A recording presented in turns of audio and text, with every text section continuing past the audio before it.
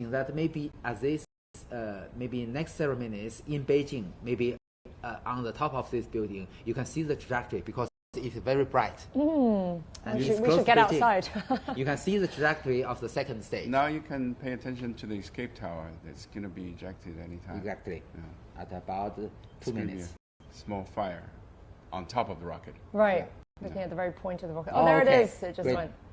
Jettison. Yeah. But still, we have rocket engines on the payload fairing. If anything wrong happens, we can still use the engine to separate the rocket. The image on the right there that we saw was a simulation, was it? Or, yeah. Yeah. And now this is a real optical. Yeah. Well, on the left of the screen is the infrared video images. Yeah. Next stage is the separation of the strap-on booster. You're going to see four strap-ons are going to be separated at the same time. Yeah. Okay. It looks like it's happening. And this is when the villagers will be glad and then the that separation of the first watching stage. a film somewhere. Okay. The first stage also separated. That is the announcement of the boosters having separated. Yeah. So the rocket is on the second stage. Yes. And the next step will be the separation of the two payload fairings. At that moment, maybe the astronaut can enjoy the view. Yeah. The separation of the fairing means you're out of this world now. Then you're out of the atmosphere, and you have no drag from. Do not need the protection of the aerodynamic forces. Yeah. Now, this is a video get by the camera mounted on the rear part of the second stage, and this is a video inside the payload fairing. We can see the folded solar panels of the Shenzhou spacecraft. And when that is released, you see separated. The fairings gone. The bottom right screen there. Fairings gone, now they can see the world. But obviously, at this moment, the Shenzhou spacecraft is still in the shadow area of the Earth, so the astronaut cannot see the light of the sun. Yeah. But they can already view the beautiful Earth now. They're checking that manual again. It should be above again. Shandong at this moment. Not yet. Maybe 7 minutes later. Yeah. The separation point of the launch vehicle, the second stage, and the Shenzhou spacecraft will be to the east of the eastern coast of China Sea, maybe in the Yellow Sea area. So it's all very precise where it's going at what time. You can predict. Everything is designed. So the USB reader works normally, and also tracking. Nominal tracking, nominal functioning. So everything goes well now. Yeah, and the astronauts are looking pretty comfortable in there, flipping through their manuals. Now you can see that on the second stage, we have one main engine and several vernier engines. The main engine has a thrust of more than 80 tons, and the vernier engine to change the stability and also direction of the second stage. And the next step will be the shutdown of the main engine. But the full vernier engine is still working for several seconds to ensure the accuracy of the trajectory. Now you can see that's the second stage. Because it is at night, it's very bright. Yeah. This is a camera mounted on the end of the second stage, looking backwards. So far with the Shenzhou missions, have we ever had a daytime launch? With manned missions? We do. Manned missions? Yes, we do. The second stage works much longer than the first stage, although it has a shorter length, has less propellants, but because it only has one main engine, about 80 tons level, so it works much longer. Okay, Qingdao ground station has already have the data link connected to the launch vehicle. But this moment is still to the west. Yes, west, yeah. And then it will fly across the Qingdao. And still have connections with Weinan Station in Shanxi province. That's my hometown. Yeah. Getting a good view there. So you can visit the ground station. So gas is above Hebei at this moment. Maybe in Shandong. Yeah. So after Shandong, it's going to be entering the Pacific, and then the boat will take over. Our space tracking ship, our Yuanwang 3 space tracking ship. So We can really draw out the map of exactly where this You can rocket see is the bright passing flame right now. of the vernier engine, and also in the middle is the main engine, very bright. So the vernier engine can have a servo unit to move its direction to change the attitude of the second stage, and also to keep it stable. What period of time are we looking at before they reach orbit? About more than 9 minutes, after launch. So I think you can see that the engine is continue to accelerate the capsule so that it can reach roughly 7.8 kilometers per second speed, which is what we call a cosmic speed for not coming back to Earth, but it's circling around the Earth. That's the minimum speed that they request to go around the Earth, and also they're accelerating to the altitude of which is a little less than 400 kilometers above the Earth, which is the station altitude. We said earlier how they chose this time so that the whole rendezvous and docking, the whole process will take less time, 6.5 hours, right? Then what's the longest that China's manned space missions have taken then for this process? For the Shenzhou, for the Tiangong 1 and the Tiangong 2 missions, usually they took 2 days. 2 days. Okay, that's the main engine of the second stage has shut down, which means that the main acceleration procedure is already been accomplished, and the astronaut now the G-forces is much less than before, much more comfortable than before. And then with several seconds will be the shutdown of the 4 vernier engines. You can now still see the 4 vernier engines. Let's check in now with Zheng Yibing, who's at the Beijing Aerospace Control Center. Yibing, so everybody must be tracking the progress of the rocket there. What's the latest? Shenzhou-19 spacecraft has been launched from the Jiuquan Satellite Launch Center, and we saw the exciting moment of the ignition and liftoff of the flight combination of Long March 2 FCAR rocket and Shenzhou-19 manned spacecraft. And this is the 14th manned space flight mission of China. And also, its mission is to send the Shenzhou-19 crew to China's Tiangong space station to take the baton from the Shenzhou-18 crew for the 6 month long stay in China's space station. And also here at the Beijing Aerospace Control Center, we saw the whole process of this launch sequence. From the see-off ceremony from the Wentiange Pavilion to the system check at the Beijing Aerospace Control Center, and from the counting down at the Jiuquan Satellite Launch Center to the separation of the boosters and the first and second stages.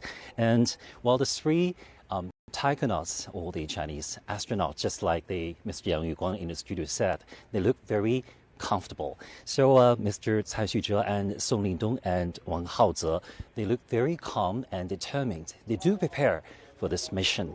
And while this mission, or the flight mission of the Shenzhou-19 crew takes a fast rendezvous and docking mode, just like the previous 7 mission from the Shenzhou-12 3 years ago to the Shenzhou-18 just 6 months ago.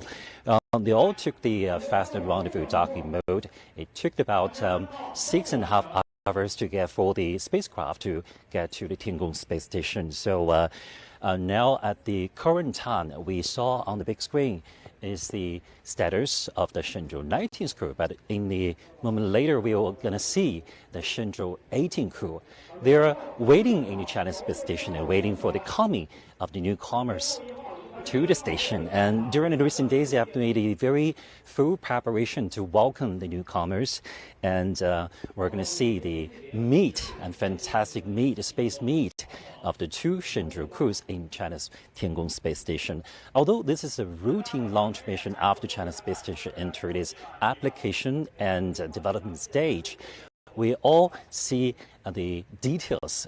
We also see that is very exciting moment. Just like the crews of the Shenzhou's always said in the China space station together, China's space is always worth looking forward to. Back to you. Yibing, thank you so much for being at the Beijing Aerospace Control Center. Just during Yibing's description, we've already seen the successful separation between the end stage and the Shenzhou spacecraft. And now you may notice that the Shenzhou spacecraft is already in the sunshine area. You can see the beautiful curvature of the horizon of the Earth. Very beautiful. This is the camera outside the capsule. Yeah. And so soon we'll be expecting the solar panels to open up, right? Unfolded. Will be extended within several minutes. That marks the success. Yeah. Although we don't usually hear the announcement from the control center of the official... With the commander of the launch site system. Now you can see the camera on the propulsion module, which can monitor the unfolding procedure of the launch solar panels. We just heard some various reports there. And also, as I emphasized, you can see the beautiful curvature of the Earth's horizon. Okay, unfolded.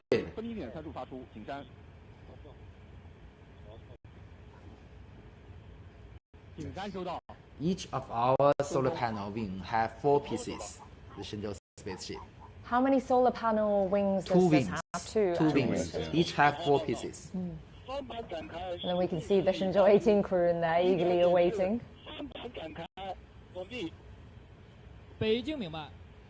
So we expect the 2 crews to meet by midday Beijing time, right?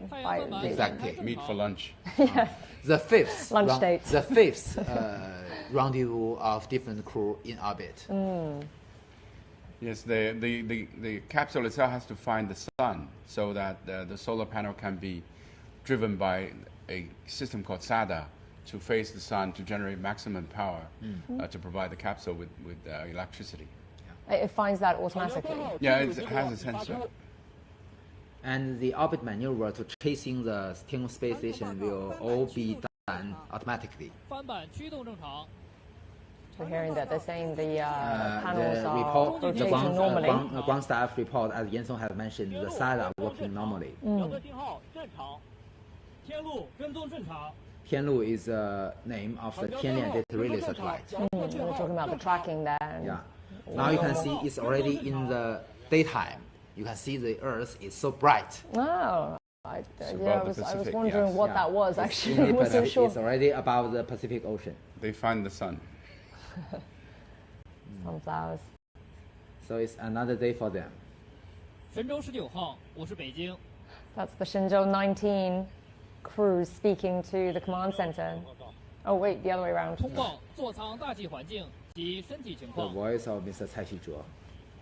Report on the health conditions.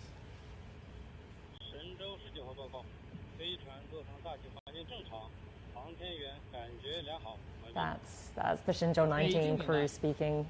Feeling good. That's a classic line, isn't it? Yeah, we're feeling good. Obviously, he's very calm.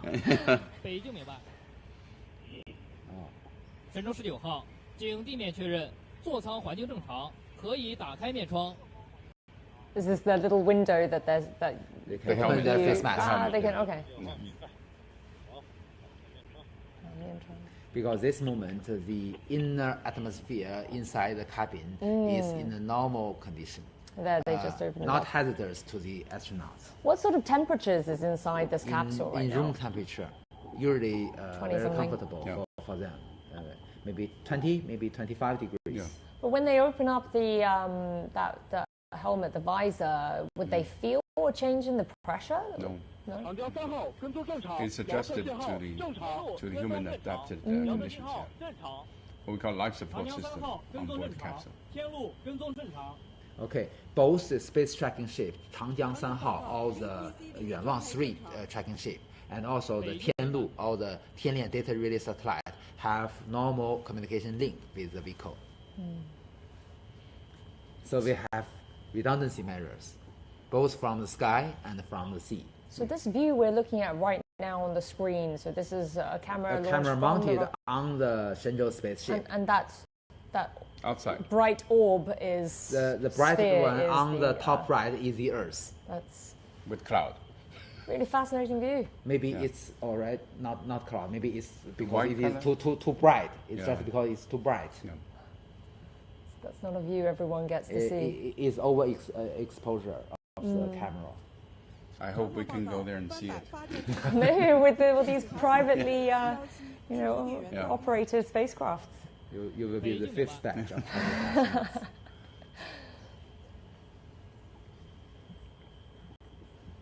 As Sun Ye was saying earlier, that the frequency of these launches now, these manned missions, every half a year, it's impressive, isn't it? Yes, to maintain the permanent presence of human beings on the station, you have to do that in rotation every half year. Astronauts do have longer times they stay in the station. One of the longest one, American, spent almost 2 years in the station. But when he came back, he said, I went to a foot massage. And the foot massager said, I've never tried a foot so tender. Wow. Now is a video. Oh, this is a 3D animation. So you can see, although it is a 3D animation, but it is real data driven. So the status, including the status of the panels, represents the real condition. 实时轨道与遥测数据监视判断，神舟19号飞船已进入近地点高度200公里，远地点高度362公里，倾角41.5度，周期1小时30分钟的预定轨道。太阳帆板展开，飞船工况正常。 The spaceship is operating normally, the astronauts are feeling good, the panels are open, operating well. Pretty much as expected, everything just went. With that apogee and perigee, it's in elliptical orbit. It's going to be having another maneuver before it's ready for rendezvous. It has a very small eccentricity. The perigee is 200 kilometers, and the apogee, or the highest point, is 362 kilometers. And if you put that in lay terms for us, the apogee and the perigee, we're talking about... It's like an elliptical orbit. It's in relative to Earth. Yeah. Okay. Yeah. So it has a near Earth point, and it's also far Earth point. So that makes an elliptical orbit. Elliptical. The highest point is the station orbit.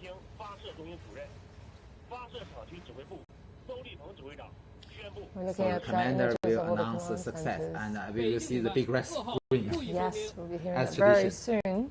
Like my tie. Officials, comrades. Based on the flight data and report from Beijing Command and Control Center, the Long March 2I Y-19 carrier rocket has sent Shenzhou-19 manned spacecraft to the preset orbit. The solar panel has been unfolded successfully and is functioning well. I now declare the launch of Shenzhou-19 mission a complete success. Thank you.